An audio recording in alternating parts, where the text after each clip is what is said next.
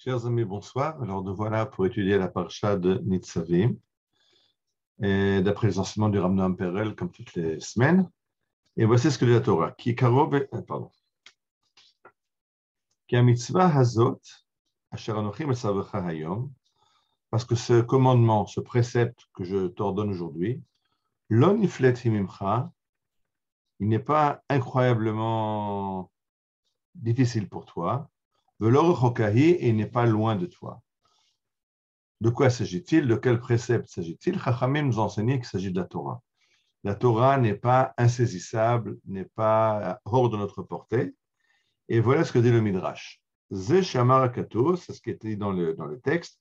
Ramot le evil chochmot, bashar le iftar pihu.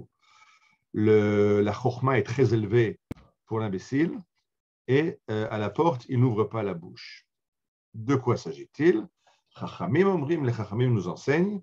Hatipesh hazeh nichnas lebet hakneset.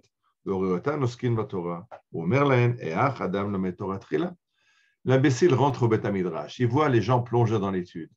Il leur demande, bon, alors expliquez-moi, je voudrais aussi me joindre, comment est-ce qu'on étudie? Omrim lo, trila, krabam gila, vachakar besefer, vachakar banviim, vachakar baktub. Tu vas petit à petit, tu commences par étudier la Torah, et puis après tu étudies les prophéties, et après tu étudies les ktuvim, les textes révélés, et puis tu sauras la Torah. Mishu Gomer et Amikra, quand tu auras fini toutes les études de la Bible, alors je ta Talmud, tu étudieras le Talmud. Et Acharka, quand tu auras fini d'étudier le Talmud, Balachot, tu étudieras la halacha, comment appliquer les mitzvot. Acharka Bagadot, et après tu réfléchiras à la pensée juive, à la philosophie juive. Kivan Sheshomeakar, quand celui qu'on a traité d'imbécile entend ça, Omer Beliveau, il dit en lui-même, et comment est-ce que comment puis-je me mesurer à une telle quantité de sujets étudiés, de Choser Minachar, et il se détourne de la porte et il sort du Beth Midrash. C'est chez Omar, Bashar lo iftar pio. C'est pour ça qu'il décrit que dans la porte, il n'ouvre pas la bouche, il décide de quitter le Beth Midrash. Il est affolé par les nombreux enseignements, par la quantité d'études qu'il y a à apprendre de Beth Midrash. Amar Rabbi Yochanan.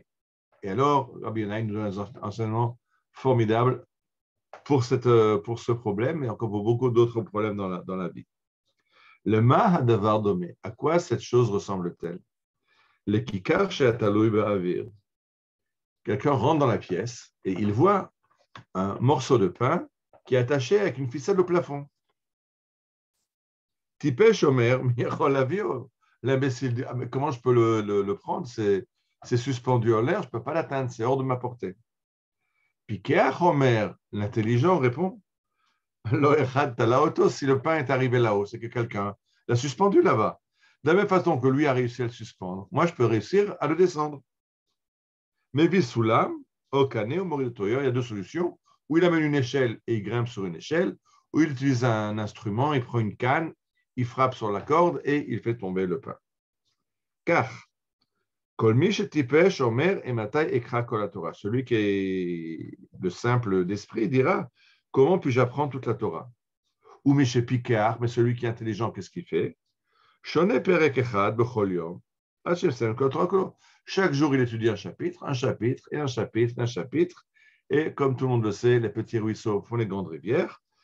Et à la fin, il sait toute la Torah. Amar Kadosh Baruch Hu, lo nifleti. C'est ça que Dieu nous a dit. Cette Torah que je vous donne, elle n'est pas hors de votre portée. Lo nifleti. Ve'im nifleti mimcha. C'est-à-dire que Chachamim lisent le verset un peu différemment. On avait lu qu'il y a mitzvah hazot, cette Torah, lo nifleti mimcha, elle n'est pas hors de ta portée. Le Midrash met une virgule. Lo nifleti, elle n'est pas hors de portée. Mimcha, de toi. Si jamais tu crois qu'elle est hors de portée, c'est toi qui crois qu'elle est hors de portée. C'est par ta faute. Mais la Torah n'est pas hors de ta portée. Parce que tu ne commences pas à étudier. Si tu commences à étudier, tu verras déjà que tu réussiras. Zéo ki mitzvah hazot, et donc il faut étudier la Torah. Ça, c'est le Midrash. Là-dessus, nous enseigne le Rav Noam Perel qu'il y a deux chemins possibles, il y a deux réactions possibles face à l'immensité de l'étude de la Torah. La première réaction peut être de dire il y a trop. C'est incroyablement divers. Il y a énormément de choses à savoir. Je ne vais jamais y arriver. Et donc, on se décourage avant même de commencer. Mais la deuxième opinion dit il y en a qui sont arrivés avant moi, donc je peux aussi. Si c'est Dieu qui me l'a ordonné, il ne m'a pas ordonné quelque chose que je ne peux pas faire. Donc, je peux y arriver. Donc, il y a deux voies, une voie optimiste, une voie pessimiste, une voie qui se désespère a priori et un qui dit, ben, je vais tenter, si d'autres y sont arrivés, je vais y arriver aussi. Et là, le Rav Noam Perel ajoute quelque chose de très important. Achrayut adira mutelet al kitvei hayoshvim bet hamidrash. C'est une grande responsabilité pour ceux qui sont des étudiants dans la maison d'études. C'est-à-dire que quand on regarde vers la porte et qu'on voit quelqu'un qui est à la porte, qui se pose des questions, est-ce que c'est pour moi? Est-ce que ce n'est pas fait pour moi? Est-ce que je peux réussir? Je ne peux pas réussir? On a tendance à lui montrer, regarde ce Beth Midrash, regarde cette bibliothèque énorme, tu vas étudier tout ça. Mais en entreprenant cette démarche, on risque de le décourager. Donc, Noam Perel, il faut faire très attention. Quand tu es au Beth Midrash et que tu vois quelqu'un à l'entrée qui se pose la question, est-ce que je m'inscris à la yeshiva ou est-ce que je ne m'inscris pas à la yeshiva? Fais très, très attention de ne pas le décourager. Si tu veux lui montrer quelque chose de trop grand, parce que c'est vrai, cette Torah est immense, c'est vrai que la Torah est infinie, mais fais attention de la façon dont tu le présentes. Parce que le but n'est pas de décourager l'étudiant, mais au contraire de l'inviter à se joindre. De lui expliquer, on va commencer. On va aujourd'hui apprendre un verset, demain un chapitre, après un autre. On aura fini la Torah, on continuera par la Mishnah. On aura fini la Mishnah, on continuera par la Gemara. Et encourager l'étudiant à venir étudier pas à pas et pas en le décourageant, ne pas le décourager en lui montrant d'un coup tout ce qui est devant lui. Alors, c'est très, très important parce que c'est très important dans beaucoup d'autres choses. Ça peut aussi être le problème de quelqu'un qui veut faire son alia et qui dit, mais comment je vais y arriver? De quoi je vais vivre en Israël? La vie est chère. Est-ce que mon boulot sera reconnu? Alors oui, c'est compliqué, comme c'est compliqué d'utiliser la Torah. Mais il y a quand même 8 millions de Juifs, 7 millions de Juifs qui habitent en Israël et qui trouvent leur parnassa. Donc tu trouveras aussi, Akadosh Baruch Hu t'a gardé aussi ta part de parnassa. Alors c'est vrai qu'il y a des grands défis dans la vie. C'est vrai que c'est compliqué de faire son alia. C'est vrai que c'est compliqué d'élever une grande famille. C'est vrai qu'il y a un tas de choses qui sont compliquées. Mais ce que nous enseigne le Midrash, le Picard dit, attention, d'autres l'ont fait. S'ils l'ont fait, j'en suis capable aussi. Je ne suis pas plus idiot qu'eux, je ne suis pas moins doué. Dieu m'aidera autant qu'il aide les autres. Et ça, c'est très important, c'est un enseignement pour la vie. Dans tout ce que la Torah nous enseigne, dans tout ce que la Torah nous demande, on risque toujours d'être découragé par l'énormité de la tâche. Et dans tous les cas, cette tâche peut être faite. On dit dans la prière le matin, on prie Yeratzon, on demande à Dieu, Al-Tuenu l'olide nisayon, l'olide bisayon. Ne nous met pas dans une situation dans laquelle on ne pourrait pas se sortir et alors on va être humilié par rapport aux autres. Mais non, Dieu ne nous met pas dans des situations comme ça, humiliantes. Si on est confronté à un défi, c'est qu'apparemment Dieu pense qu'on est apte à relever le défi. Si Dieu nous a donné cette Torah, c'est parce qu'apparemment on est apte à étudier cette Torah. Alors chacun à ce niveau, d'abord on demande à personne d'être Moshe Rabbeinu. Moshe Rabbeinu, il y en a eu un.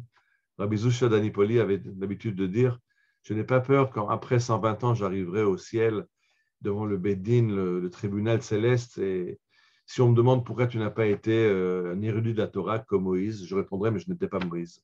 Pourquoi tu n'as pas été un grand de la générosité comme Abraham qui avait sa tente ouverte à 4 vents? Parce que je n'étais pas Abraham. Etc. À chaque fois qu'on va lui proposer pourquoi tu n'as pas été un tel et un tel, ben, il a ses raisons. Je n'avais pas les qualités requises, je n'avais pas les dons requis. Il disait Rabbi Zusha, il y a une chose que j'ai peur, c'est quand on demandera pourquoi tu n'as pas été Zusha, pourquoi tu n'as pas utilisé le potentiel que tu avais. La Torah ne nous demande pas plus que notre potentiel. On a reçu chacun d'entre nous un potentiel, on a reçu des dons, et ce que Dieu nous demande, c'est de les utiliser dans le bon sens. Alors, c'est l'enseignement de cette Torah qui a Torah, il n'est pas hors de ta portée. Et disent Chachamim, je rappelle, si tu crois qu'elle est hors de ta portée, c'est par ta faute. L'onifleti mimcha, c'est de toi, par ton comportement qu'elle est hors de portée, parce que tu veux tout prendre d'un coup, parce que tu te décourages d'un coup. Mais si tu comprends qu'il faut aller pas à pas, si tu comprends qu'il y a une échelle qui te monte. Alors aussi, dans la parabole du pain accroché au plafond, le Midrash donne deux solutions. Ou tu montes sur une échelle, ou tu prends une canne et tu accroches le fil et tu fais tomber le pain. L'échelle, c'est monter petit à petit, s'élever vers le pain. La canne, c'est d'un coup trouver une solution qui va faire tomber ce pain. Donc, la Torah aussi nous présente, il y a plusieurs solutions. Des fois, la solution, elle est de monter pas à pas. Des fois, la solution, c'est de trouver l'outil qui va nous permettre de franchir l'obstacle, la perche du sauteur, du saut en hauteur qui permet de sauter l'obstacle.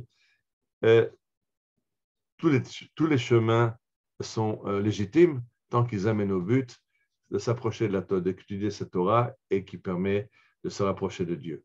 Alors, c'était notre dernière rencontre pour cette année, Tafshin Pebet. Alors, Shana Tova Ometuka, que vienne une année de bonheur, de prospérité pour vous, pour vos familles, pour tout l'âme Israël et pour le monde entier. Shana Tova Umevorechet et Shabbat Shalom.